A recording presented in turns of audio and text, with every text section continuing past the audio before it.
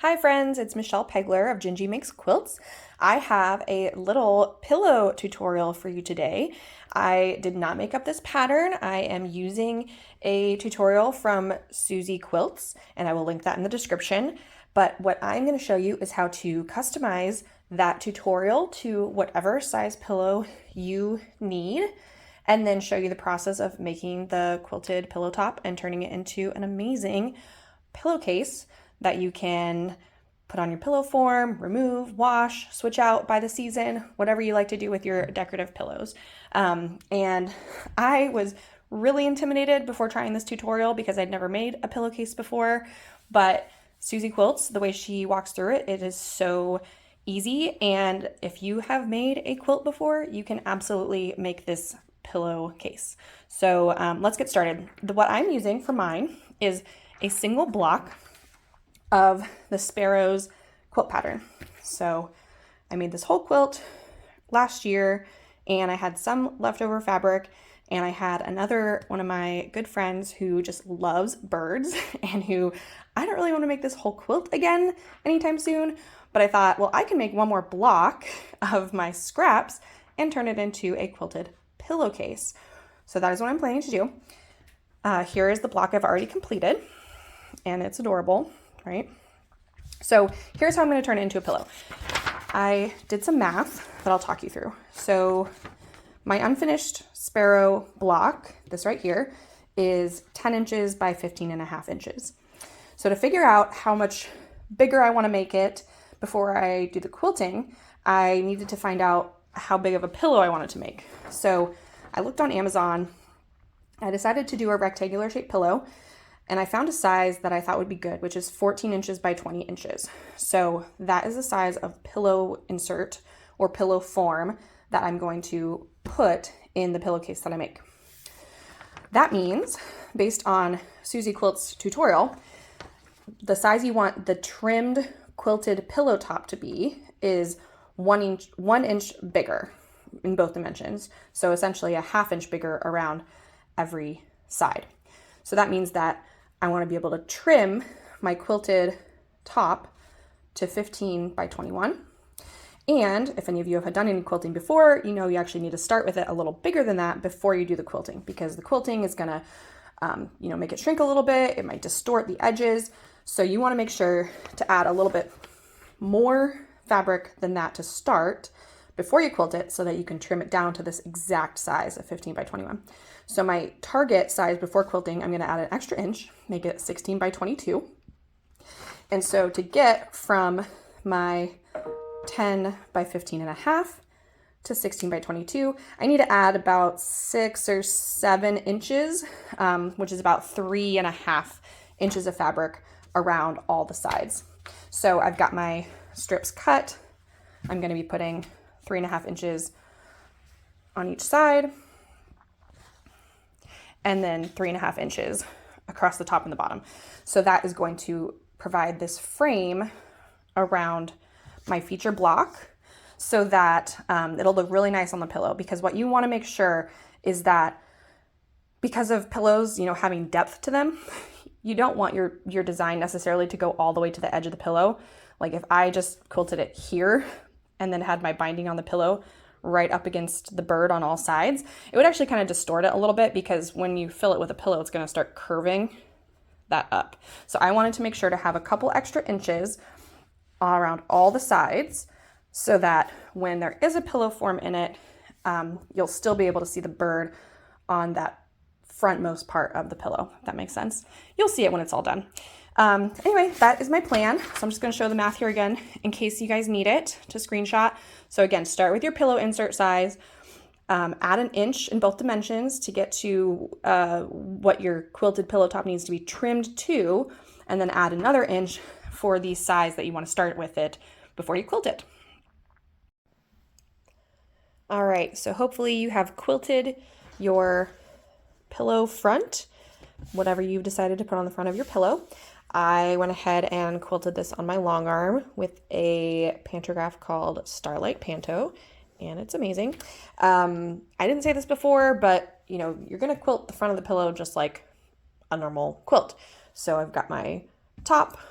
I picked just some scrap yardage from my stash for the backing.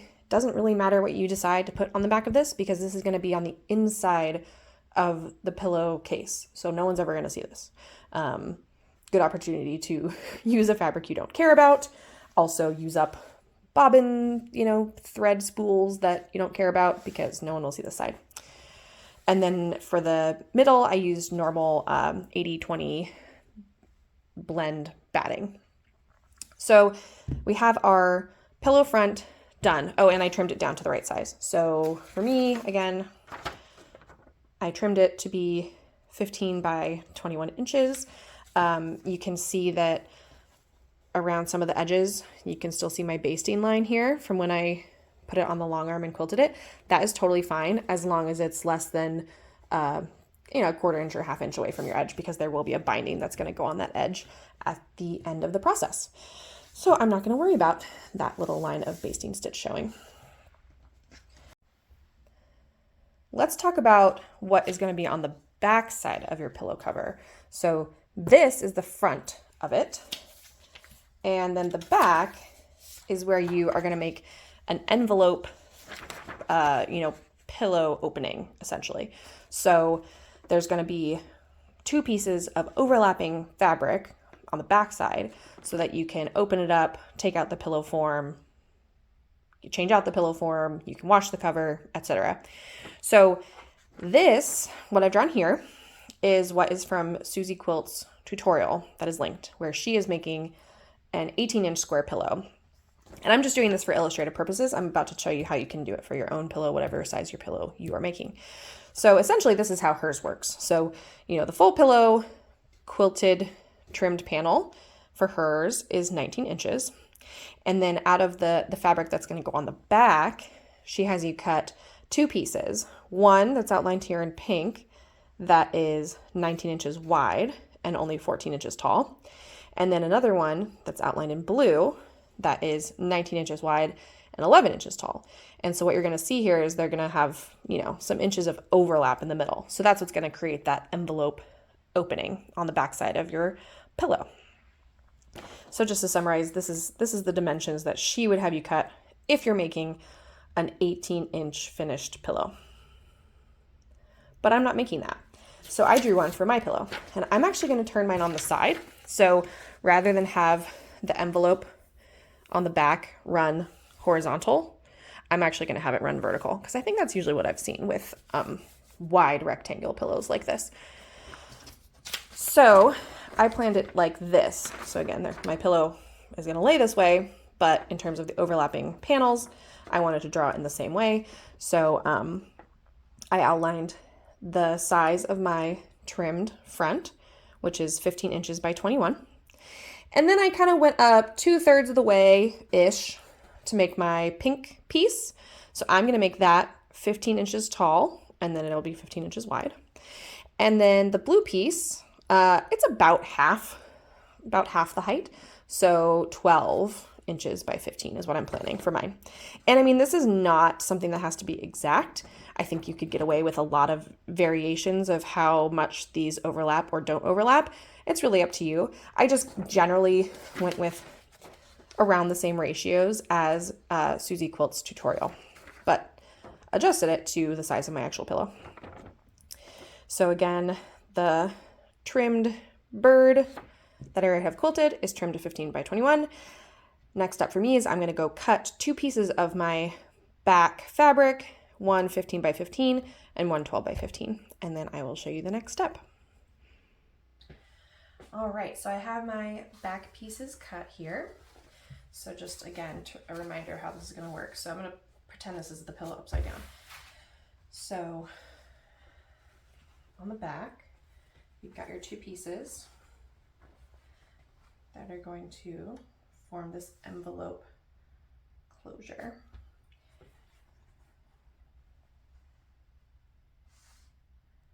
Generally looking like that. So there's going to be this bit of overlap of the 2. So we are actually going to be putting a binding around the whole edge, which means that we need to take care of this raw cut edge here and here before we do that. So on each one of those raw edges, you're going to want to turn it under 2 times. So like 1, 2, iron that down, and then sew right next to the edge to create a finished folded edge there. You don't necessarily need the tool I'm about to show you, but it can be helpful. The way I like to do this is with a hot hem ruler. I got this on Fat Quarter Shop. It's a ruler that you can actually iron on top of because it's some sort of sturdy fabric. So it doesn't have to be an exact 1/4 inch, but you're kind of aiming for about a 1/4 inch, but anywhere between 1/4 inch to 1/2 inch is probably going to be fine. So I take my ruler and then I use it to start making that fold.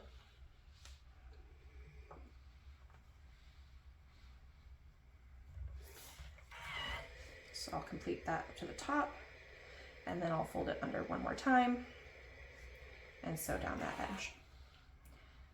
And we are getting so close to being done with this pillow cover. So again, you only need to do one edge of each of these pieces and make sure it's the edge that's going to end up on the envelope closure. So I like to lay it out just to double check that I'm doing it right. So, you know, for instance, I would not want to do it on this edge, but rather this edge, because that's the one that's going to overlap to make my pillow. All right, so I have sewn my seam, this top stitch, to secure that raw edge after I folded it under twice. And then I've gone ahead and clipped my layers together with binding clips all the way around. So this is going to be the front of my pillow, and this is going to be the back of my pillow. And the step here is to do a 1/4 inch seam all the way around the whole edge. I'm going to go ahead and use a walking foot so that it feeds through these layers more evenly as it goes around. And one more note about that is the thread color does not matter at this point, because this stitch you are about to do is essentially just to hold all the layers together. It will be entirely covered up by the binding in the last step. So thread color does not matter. All right, we're in the home stretch, people. I have sewn together my layers. You can essentially treat this like a quilt at this point, because last step is going to be to put on a binding to cover up the raw edge all the way around. So to calculate how much you need for that, the guidance is figure out the perimeter that you need to cover plus 10 inches. So for me, my bird, whatever this is 15 by 21. So add those together and multiply by 2 to get the perimeter. Add 10 inches, that equals 82 inches for my particular pillow size. Luckily, that is 2 strips when you cut by width of fabric. So I'm going to be cutting 2 strips of binding. And it's important to note that on this tutorial for the pillow, you actually make your binding a little bit wider than you might be used to doing for a quilt. So on a quilt, you would normally do a 2.5 inch strips for binding, but on this, it's going to be 2 3/4 strips. So I'm going to go ahead and cut those and put it on. I will show you this when it is all done with a pillow inside. If you need a video on how to do a really nice binding, I can link one in my description below. I use a method that I learned from Melanie Ham's videos, so I will go ahead and link her method in the description. And then one last note about the binding portion is this is where you do want to make a decision about what thread you would like to use for your binding. So for me, I am going to be using this same green fabric as my binding. And I don't know if you can tell, but I actually used a very light green quilting thread. And so I'm going to try and match that with a light green thread to do the top stitch around the binding, just so it kind of all looks cohesive. So I will show it to you when it's all done. So there you have it. I finished my binding and I stuffed the pillow in the back, and the pillow is done. I really love this. Maybe I should have made 2. And now you can kind of see what I was talking about of how you really want a border around your block. If it's something like this where it's a picture of something that you don't want to be distorted, because if, the beak actually went all the way around this curve, it'd be really hard to actually see that that's a bird. So it's nice that there's about 3 inches around all the sides so that that bird can really stand out on the front of the pillow. Hope this helped y'all. Thanks for watching.